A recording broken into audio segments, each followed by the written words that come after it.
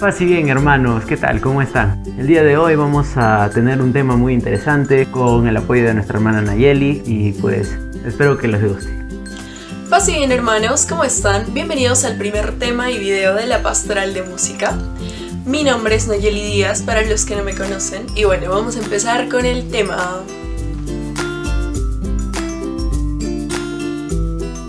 David es el salmista por excelencia. Después de Jesús y María está David. En él descubrimos nuestro llamado como pastoral de música. Y tal vez nos hagamos la siguiente pregunta. ¿Por qué Dios me escogió a mí? Cuando a San Francisco le hacían esta pregunta, él solía responder: Dios no encontró a un ser más miserable que yo. Y es que en la vocación hay todo un misterio, una elección, una preferencia de Dios y una ternura de Dios que nos dice: yo quiero que tú me ayudes en esto. El Señor no nos escoge por ser grandes o fuertes como los hermanos de David, o porque somos superhéroes, o porque somos los más capaces, los mejores para cantar. Entonces, ¿por qué Dios nos escoge? La respuesta es sencilla. Dios ve el corazón y escogió al más pequeño, David, porque esa pequeñez manifiesta el poder de Dios y sobre todo la grandeza del corazón de Dios, que ama el fruto que podemos dar aún en esa pequeñez. Si el niño de los 5 panes y los 2 peces hubiera llegado con canastas llenas, entonces no hubiera habido milagro. Era necesaria esa pequeñez para que haya el milagro. Entonces, cuando Dios te llama, no es porque seas el más capaz o el mejor a los ojos de los hombres, sino porque Dios ve tu corazón. Y allí radica la elección de Dios por ti y tu elección por Dios. ¿Por qué son muchos los llamados, pero pocos los escogidos?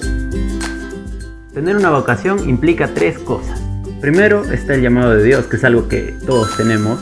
Después vienen las cualidades: tocar música, cantar, saber utilizar nuestros instrumentos.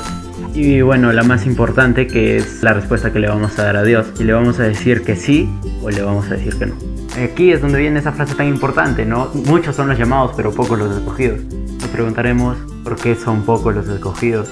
Bueno, pues esto depende de nosotros. ¿Recuerdan que les dije que la respuesta es la parte más importante? Pues el ser escogido por Dios está en nosotros, porque Dios es quien nos hace el llamado, pero nosotros somos los que decimos si sí o si no.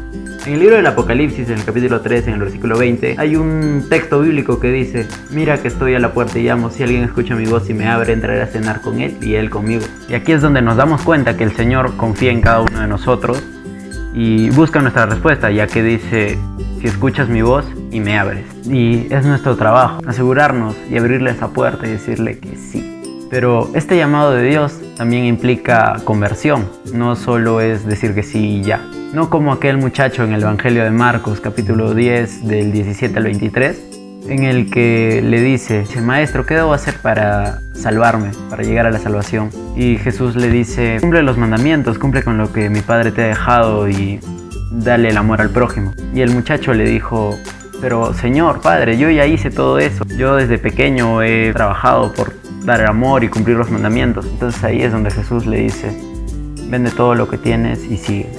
Y el muchacho se fue triste. Tal vez nos preguntemos, ¿no? ¿En qué mandamiento dice Jesús que vendamos nuestras cosas para dárselas al prójimo? Yo me pongo a pensar y digo, en ninguno, ¿no? Pero ¿por qué? ¿Por qué debemos hacerlo?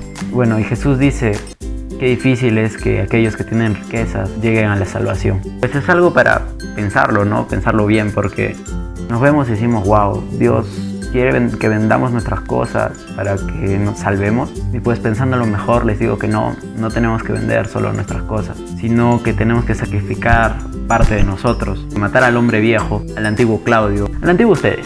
Volver a nacer, como dice Jesús, en una persona nueva, con nuevas virtudes, nuevas cosas. Tenemos muchas riquezas, la verdad. Tenemos a nuestra familia, tenemos tal vez una novia, un novio, trabajos. Pero si preferimos eso, estamos al igual que el chico del Evangelio de Marcos, eligiendo una riqueza por encima de Dios. Y estamos incumpliendo el primer mandamiento: amarás a Dios sobre todas las cosas. ¿Cómo se describe a David? Había un espíritu malo que atormentaba a Salomón. Le recomendaron que llamara a alguien que cante, a alguien que toque. Y aquí es donde vemos el poder espiritual de la música. El cómo esto es tan importante para Dios, para muchas personas. Y es que no solo se trata de saber tocar música, sino de tener virtudes, al igual que David. En la primera de Samuel, en el capítulo 16, versículo 18, describe a David como una persona que sabe tocar. Es un hombre fuerte y valeroso, buen guerrero, de palabra amena, de agradable presencia y sobre todo lo más importante es que Dios está con él. Virtudes.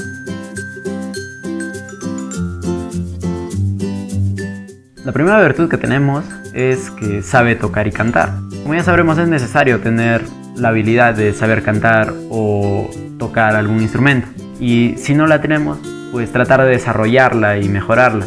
No solo es cuestión de saber tocar un instrumento y decir, bueno, sé tocar guitarra. Es cuestión de cuidarla, limpiarla, de cuidar nuestra voz, dormir temprano. Tratar de que eso que usamos nosotros para transmitir el amor de Dios, ¿no? Esos cantos, alabanzas, se cuide al igual que Dios nos cuida a nosotros.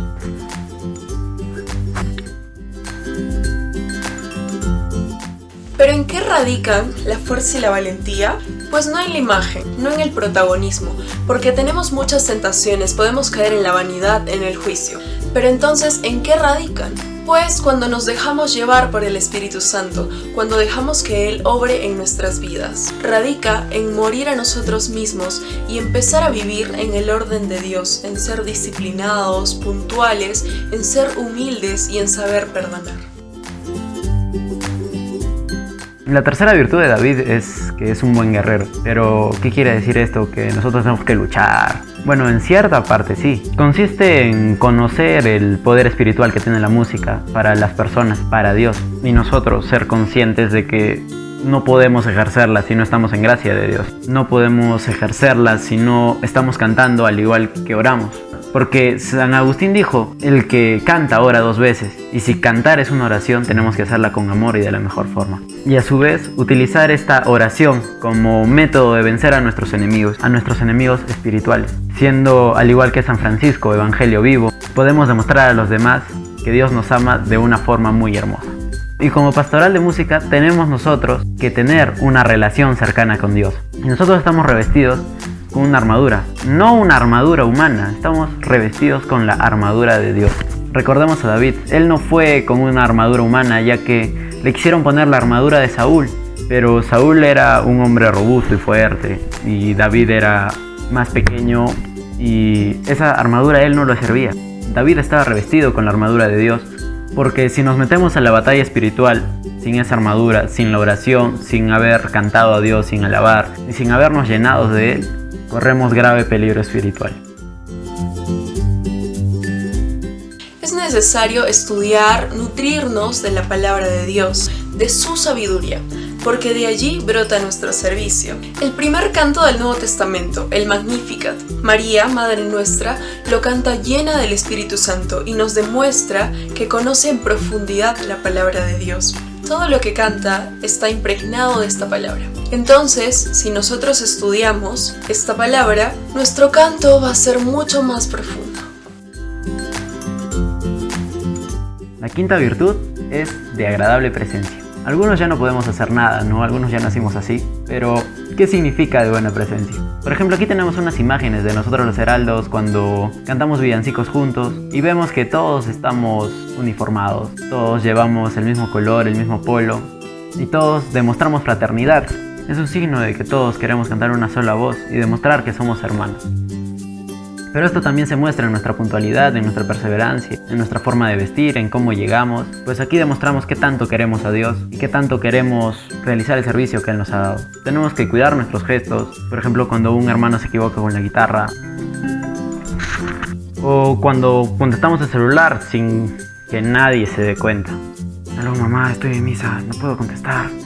El Padre me está viendo. Nosotros tenemos que vivir con devoción la misa.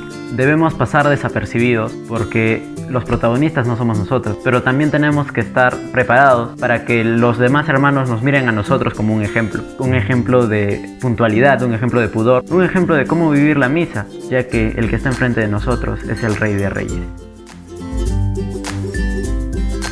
¿Dios vive en tu corazón o te estás alejando de Él? Veamos a David. Él ama a Dios y sabe que Dios lo ama. El Señor es mi pastor, nada me faltará. Lo vemos en sus salmos. salmos compuestos por él y que reflejan gran parte de su vida. Y decimos, ¿cómo es que David compuso esto en este momento de su vida? Que aunque estaba siendo perseguido, que aunque había cometido un pecado grave, componía los salmos. ¿Y cuál es la distancia que vemos respecto a Saúl? El pecado de Saúl parece muy pequeño comparado con el pecado de David.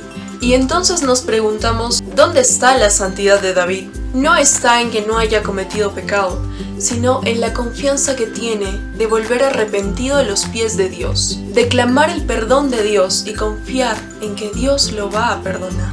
Cuando pensemos en nuestros pecados y creamos que Dios no nos va a perdonar, acordémonos de David. Él cometió adulterio, asesinato, y Dios lo perdonó. Nosotros tenemos que tener conciencia de esto y además tener una íntima relación con Dios, darnos la mano y reconocerlo como nuestro verdadero Padre, porque nosotros no podemos dar lo que no tenemos. Y si queremos dar a Dios, tenemos que llenar nuestra vida de Dios, vivir como Dios quiere que vivamos y ser verdaderos hijos suyos. Llenémonos de Dios y Él nos va a utilizar como instrumentos suyos para dar amor a los que lo necesitan y demostrarles que ellos verdaderamente tienen un Padre como nosotros. Estamos todos llamados a ser como ese árbol plantado junto a corrientes de agua y saber que nuestros pies están enraizados en Dios y nos nutrimos con la fraternidad, con hacer sentir bien a un hermano, preguntarle ¿cómo estás?, con la palabra de Dios, con los sacramentos, y de allí es de donde nace que podamos dar el fruto de servir a los demás. Muy bien, hermanos, eso es todo por hoy. Espero que les haya gustado el tema, espero que lo pongan en práctica. Gracias, Jesús, eso ha sido todo por hoy. Nos vemos el viernes y que el Señor los bendiga. Paz y bien, hermanos.